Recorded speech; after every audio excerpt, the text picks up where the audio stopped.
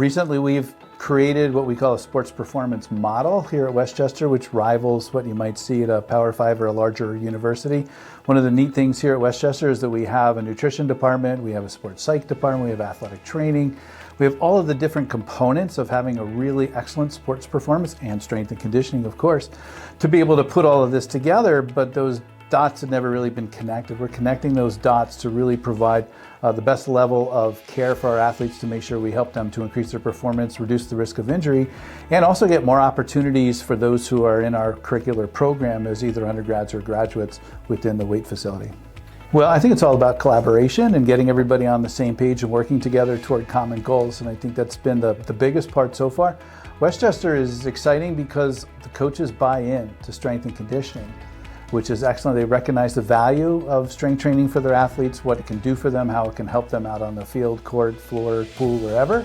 So that's been an exciting part. We have something to build on that, was already part of the culture, that was something that needed to happen. So to be able to add these pieces that were already there as well, but they were kind of isolated from one another. Now they're all together, coordinated. So we're coordinating how athletic training, strength and conditioning talk to athletes during certain situations. What can sports nutrition do, the off-season, preseason, in-season, how do we tailor that with the program? I'm excited about it too, not just from the strength and conditioning perspective, but also from the academic perspective, being I'm on the academic side as well, to be able to share some of those programs. So we have 3 GAs who are working with us now in the weight room, and now we're increasing that level of confidence and competence among GAs coming here so that it becomes much more attractive to be a GA at Westchester in the strength and conditioning facility and working with the athletes. It's something that people will want to do and they'll want to apply here to do that.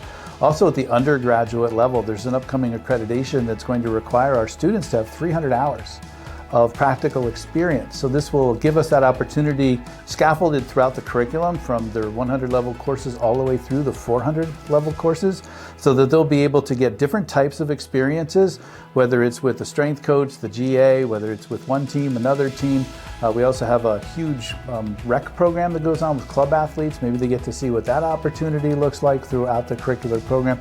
So they get not just the content, but they get to meet all the other departments and work right with Brian, who does a really nice job. Yeah, so the big thing initially is just really trying to take a step back and look at everything from an organizational standpoint, and how can we structure everything from like a top-down model to what are my low-hanging fruit that we need to hit, how can I implement things with GAs, and also to get them up to speed where they need to be. So with the 24 teams, if there is a smaller team, and I mean that from like a size standpoint, if there's a GA that's capable of handling that, kind of passing that over to them and then be more of an oversight while they do the programming and run the day-to-day lifts. I can at least check off, see what the lifts look like, sign off on that, and kind of help mitigate a little bit of spreading me too thin.